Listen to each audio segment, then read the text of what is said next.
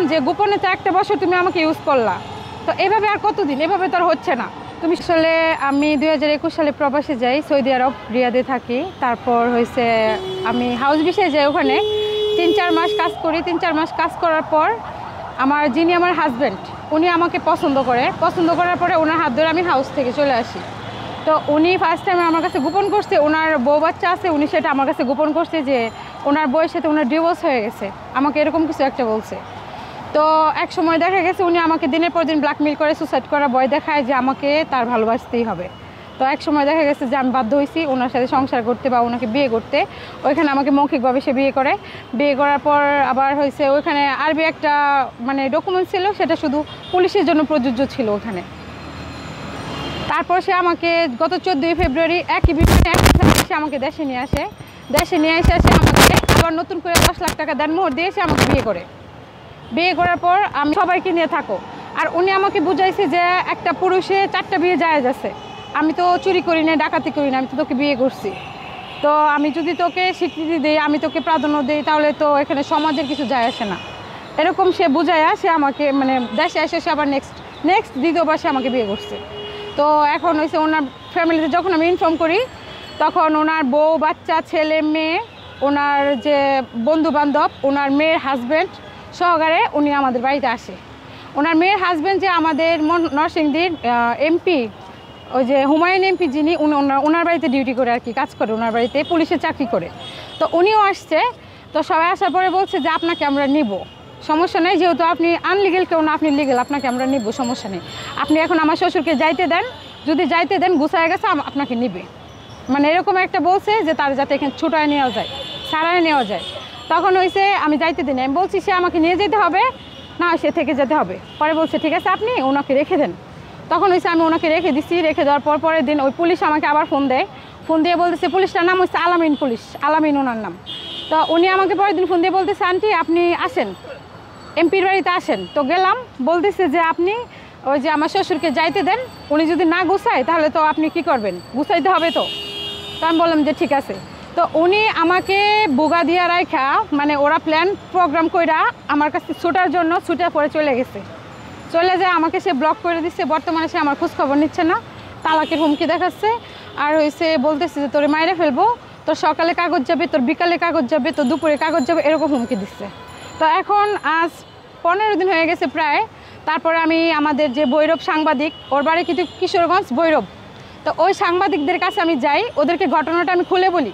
তখন আমি শুনছি হয়েছে যে ওদের পক্ষ থেকে ওই সাংবাদিকগুলো টাকা খাইয়ে আমার ভিডিওগুলো তারা স্থগিত রেখে দিছে। সত্য বলতে আমি ভয় পাই না, কাউকে আমি ভয় পাই না। আর আমি যদি ঠিক থাকি, আমি জানি যে স্বয়ং আল্লাহ তাআলা আমার পাশে থাকবে। এখন আমার কথা হয়েছে, উনি আমাকে সৌদি আরবে ফালায় রেখে আসতো, আমার সমস্যা ছিল না। উনি আমাকে কেন বাংলাদেশে আনলো, কেন উনি আমাকে বিয়ে করলো, কেন সে আমাকে গোপন ইউজ করলো, আর এখন হয়েছে আমি বাড়িতে জানানোর অপরাধে এখন সে আমাকে ছাইড়া দিবে। আপনি তার সঙ্গে সৌদি আরব ছিলেন? সৌদি আরবে ছিলাম 1 বছর, যে সংসার করছি, টোটালি ডকুমেন্ট, অডিও, ভিডিও, ছবি, কল রেকর্ড, মানে এভরিথিং আমি সব দিতে পারবো। হ্যাঁ, সব দিতে পারবো। সৌদি আরবে তার সঙ্গে আপনার প্রথমে পরিচয়টা কিভাবে? প্রথমে পরিচয় হয়েছে, আমি সৌদি হাউস থেকে বের হয়ে আসার পর যে আমার একটা আপু আছে, ওটা নাকি ওনারও আপু, ঠিক আছে, কোন সময় আপু আমি জানি না। তো ওই বাসাতে উনি আমাকে দেখে বলে যে ভালো লাগে। তো আমি বলি যে না, সম্ভব না, এটা কোনোভাবেই সম্ভব না, কারণ ওনার বয়স না হলেও 50 বছরের কাছাকাছি, ওনার বাচ্চা কাচ্চা আছে। তো আমার মতো এমন একটা মেয়ে, তখন উনি আমাকে সুসাইডে ভয় দেখায় আস্তে আস্তে, যে আমি মরে যাবো, আমি এটা করবো, হাত কাটে পাও কাটে, গলায় রশি দেয়, হাসপাতাল যায়, এই করে সেই করে। তখন হচ্ছে আমি এক পর্যায়ে দেখি মানে বাধ্য হয়ে তারপরে ওনার সাথে সম্পর্ক করতে। হ্যাঁ, আমাকে দেখে তার ভালো লাগে। কেন তিনি এইভাবে আত্মহত্যা করার হুমকি দিচ্ছে, বা আপনিও তাকে কি ভালোবেসেছিলেন? মানে ভালোবেসেছি বলতে, ওনার আমাকে ভালো লাগে, উনি আমাকে অফার করেছে যে তুমি আমাকে বিয়ে করবা, তোমাকে আমার ভালো লাগে। আমার ওয়াইফের সাথে তেমন ভালো কোনো সম্পর্ক আমার নেই, ওর সাথে আমার ডিভোর্স যে পর্যায়ে বা ডিভোর্স হয়ে গেছে এরকম বলছে আমাকে। তো আমি বলছি যে আমি তো সত্য মিথ্যা না জানে তো আমি ভুল করতে পারি না, মেয়ে হয়তো আরেকটা মেয়ের জীবন নষ্ট করতে পারি না। তো হয়েছে ওনার যে ড্রাইভার, ওনার আবার দেশে গাড়ি টাড়ি আছে, ওনার যে ড্রাইভার শামীম, তারপরে ওইখানেও ওনার ড্রাইভার ছিল একটা আজিজুল, ওরা হয়েছে আমাকে বলছে যে না ভাবি এগুলো সব মিথ্যা কথা, ভাবির সাথে তো সম্পর্ক নেই, ভাবির সাথে ডিভোর্স হয়ে গেছে, আপনি নির্দ্বিধায় ওনাকে বিয়ে করতে পারেন। আচ্ছা, আপনি বললেন যে ওনার বয়স 50 বছর। হ্যাঁ, প্রায় 44 থেকে 50 বছর আনুমানিক। কিন্তু ওনার আমার 26। 26। হ্যাঁ। তো বয়সের অনেকটা ডিফারেন্স ছিল। তো আসলে আপনি জেনে বুঝে তাকে বিয়ে করেছেন। আসলে ওনাকে না দেখলে হয়তো বা আপনারাও বুঝবেন না, ওনাকে দেখলে আপনারা ভাববেন 30 কি 32 বছর ওনার। ওনার শরীরে যে গেট আবার যে ফিটনেস মানে দেখলে ভাববেন 30 বছর কি 32 বছর আচ্ছা, এরকম তারপরে ভাববেন। আপনি যেহেতু ওনার সাথে সম্পর্কে জড়িয়েছেন, তো বিয়েটা আপনি মানে মৌখিক বিয়ে মৌখিকভাবে ওইখানে হচ্ছে আমার কাগজপত্র ছিল না, আমি অবৈধ ছিলাম, যেহেতু আমি হাউস বিষয়ে গেছিলাম। তো আমি হাউস থেকে যেহেতু আসছি আমার কোনো কিছু ছিল না, তখন হয়েছে বাংলাদেশ ছাড়া মানে ও বলছে যে বাংলাদেশে নিয়ে নিয়ে তারপরে দেনমোহর দিয়ে তারপরে তোমার আবার নতুন করে বিয়ে করবো, সেটা বলা হয়েছে আমাকে। ওখানে আপনি বিয়ে করেছেন কতদিন আগে? ওখানে বিয়ে করেছি আমি এক বছর থেকে আসছি, টানা 1 বছর। টানা 1 বছর? হ্যাঁ। আসলে ওই বিয়েটা কি বৈধ ছিল? ওই বিয়েটা বৈধ ছিল বলতে ওইটা হচ্ছে কাজী ডাইকে আসে মৌখিকভাবে আমাকে বিয়ে করছে, আর সেটা যেহেতু ইসলামের শরীয়ত মোতাবেক হয়েছে, যদি মনে করেন আমার কোনো দায় দাবি না থাকতো বা না থাকে তাহলে সেটা আল্লাহ মানে কোনোই রাখবে না, আমি যতদূর জানি, যতটা আমাদের ইসলাম বলে সেই বিশ্বাসে আপনি তাকে বিয়ে সেই বিশ্বাস। তারপরে হয়েছে একটা আরবি ডকুমেন্ট ছিল, ওই ডকুমেন্টটা আমার কাছে নাই, সেটা তার কাছে, কিন্তু সৌদি আরবের ডকুমেন্ট ছাড়া এটা হয়েছে বাংলাদেশে এসে সে আমাকে বিয়ে করে। এটা বাংলাদেশে এসে 10 লাখ টাকা কাবিন দিয়ে আমাকে বিয়ে করে আমার বাড়িতে এসে। মানে আপনি একই ব্যক্তিকে 2বার বিয়ে করেছেন? হ্যাঁ, একই ব্যক্তিকে 2বার বিয়ে করেছে। আচ্ছা, আপনি ওখানে মৌখিক যখন বিয়ে করে কি আপনারা কি সংসার করেছেন? হ্যাঁ, সংসার করেছি, এমনকি একটা বেবি পর্যন্ত অ্যাবর্শন করাইছি। বেবি অ্যাবর্শন করার কারণ হয়েছে যে উনি বলতেছে তোর তো কাগজপত্র নাই, তা এখন যদি বেবি নেস তাহলে হয়তো বেবিটা এখানে রেখে যেতে হবে, কি দরকার আছে, তাহলে বেবিটা অ্যাবর্শন করে ফেল। তখন ওনার কথা মতো বা ওনার খুশির জন্য আমি বেবিটা পর্যন্ত অ্যাবর্শন করছি। মানে যত ধরনের ডকুমেন্ট চাবেন বলবেন আমি সব দিতে পারবো। আচ্ছা, তাহলে ওখান থেকে মানে আপনি বিয়ের কতদিন পরে বাংলাদেশে আসছেন? এখন বিয়ের 1 বছর, ওখানে 1 বছর সংসার করে 14 ফেব্রুয়ারিতে বাংলাদেশে আসছে। মানে 1 বছর পরে আবার তাকে দ্বিতীয়বার বিয়ে? হ্যাঁ, 1 বছর পরে বাংলাদেশে এসে সে আবার নতুন করে আমাকে বিয়ে করছে। তখন এখন ওনার মূলত ইচ্ছাটা ছিল যে উনি আমাকে সাইডে গোপনে গোপনে ইউজ করবে, ওনার ইচ্ছাটা ছিল এটা, কিন্তু আমি কিন্তু সত্যি ওনাকে মন থেকে ভালোবাসছিলাম।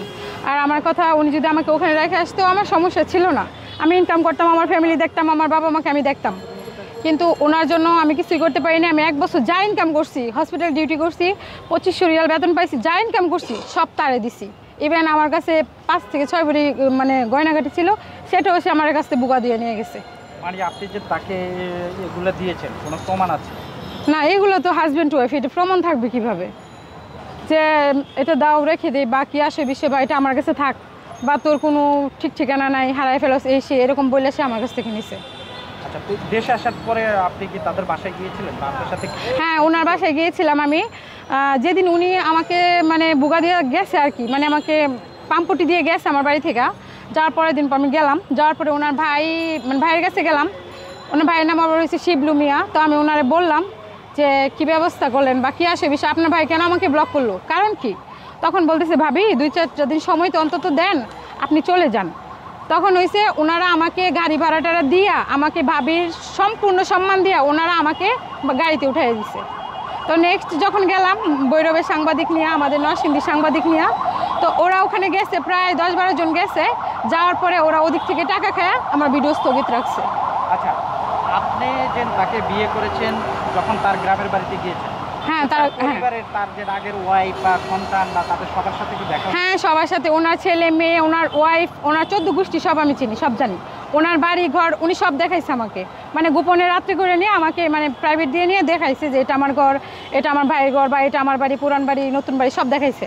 মানে আগের স্ত্রী বা পরিবারের সাথে আপনার সাক্ষাৎ? না না না না, ও সাক্ষাৎ করায় দেয়নি, ও সাক্ষাৎ করায় দেয়নি। ওর ওয়াইফ যখন জানতে পারছে তখন তো আমাদের বাড়িতে আসছে সবাই। তাছাড়া আমি সৌদি আরব থাকতে ওনার ওয়াইফে একবার আমি যখন জানতে পারি যে ওনার ওয়াইফ আছে, ওনার ওয়াইফকে আমি বলছি যে তোর হাজব্যান্ড আমাকে বিয়ে করছে, এরকম করতেছে, ঠিক আছে, তখন এটা উনি কোনো অ্যালাউ করেনি। এখন হয়েছে সাংবাদিক নিয়ে যখন ওনার বাড়িতে গেলাম, যাওয়ার পরে হয়েছে উনি আমাকে হাত ধরে টাইনা বাড়ি থেকে বের করে দিচ্ছে, বের করে দিয়ে গেট লাগাই দিচ্ছে একদম। এখন আমার কাছে আমার হয়েছে একটাই কথা, এটা প্রধানমন্ত্রী শেখ হাসিনার আওতায় যাক, আমার মতো এরকম আর কোনো মেয়ের জীবন যাতে এভাবে নষ্ট না হয়, আর এটার বিচার যেন আমি পাই। আইনগত কোনো ব্যবস্থা? আমি আইনগত ব্যবস্থা এই কারণে নেই, কারণ হয়েছে আমি আমার স্বামীর অধিকার চাই বা আমার স্বামীর সাথে আমি সংসার করতে চাই, এই জন্য আমি বাড়াবাড়ি পর্যায়ে যাইতে চাই না। কিন্তু ইভেন এখন দেখা গেছে ওরা প্রচুর বাড়াবাড়ি শুরু করছে, আমাকে সবাই ফোন দিয়ে ব্ল্যাকমেল করতেছে, ব্ল্যাকমেল বলতে আমাকে হুমকি দিচ্ছে যে আমাকে মেরে ফেলবে, এই করবে সেই করবে যদি আমি বাড়াবাড়ি করি। আমার কিছু আপত্তিকর ভিডিও আমার হাজব্যান্ডের কাছে আছে, যেটা হাজব্যান্ড ওয়াইফের কাছে থাকে, সে আমাকে এটা হুমকি দিতেছে, সে এটা সোশ্যাল মিডিয়ায় ছেড়ে দিবে। এই জন্য তো আপনার আইনগত ব্যবস্থা দিতে হবে। এখন আমি তাও মানে তাদের সময় দিছিলাম যে তারা কোনো পর্যায়ে যায় কিনা, কোনো মিটে যায় কিনা। এখন ওনার কথা হয়েছে উনি আমার সাথে সংসার করবে না। কেন করবে না? উনি আমাকে কেন বাংলাদেশে আনলো, কেন আবার নতুন করে আমাকে বিয়ে করলো, কেন আমার জীবনটা নষ্ট করলো?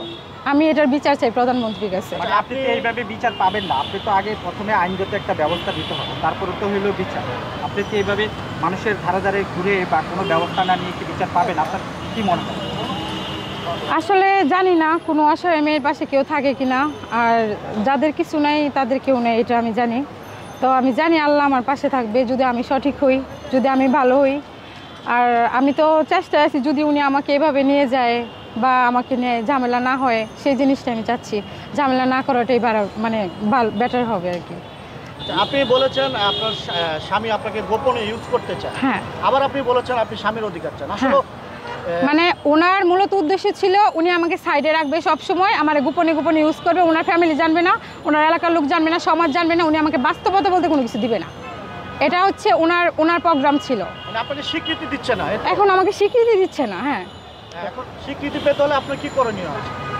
এখন আমার কি করণীয় এটা আমি জানি না, কিন্তু আমি এখন হয়তো আমি দাঁড়ে দাঁড়ে ঘুরে বেড়াচ্ছি, সবার দাঁড়ে দাঁড়িয়ে ঘুরে বেড়াচ্ছি এই কারণে যে এটা প্রধানমন্ত্রী নজরে আসুক। প্রধানমন্ত্রী একটা নারী, আমিও একটা নারী। যদি আমাদের ইসলামে জায়েজ থাকে 4টা বিয়ে জায়েজ আছে, বা একটা মেয়ের জীবন নষ্ট করা যাবে না, একটা মেয়ের জীবন নষ্ট হয়ে যাচ্ছে, একটা মেয়ের জীবন গড়ে দেওয়া ভালো, ভাঙিয়ে দেওয়া ভালো না। এটা যদি প্রধানমন্ত্রী বুঝে, আমি চাই প্রধানমন্ত্রী আওতায় আসুক, তার নজর আসুক, এটার বিচার চাই আমি। আপনি বলেছেন আপনি একজন নারী হয়ে আরেকটি নারীর সংসার আপনি ভাঙতে পারবেন না।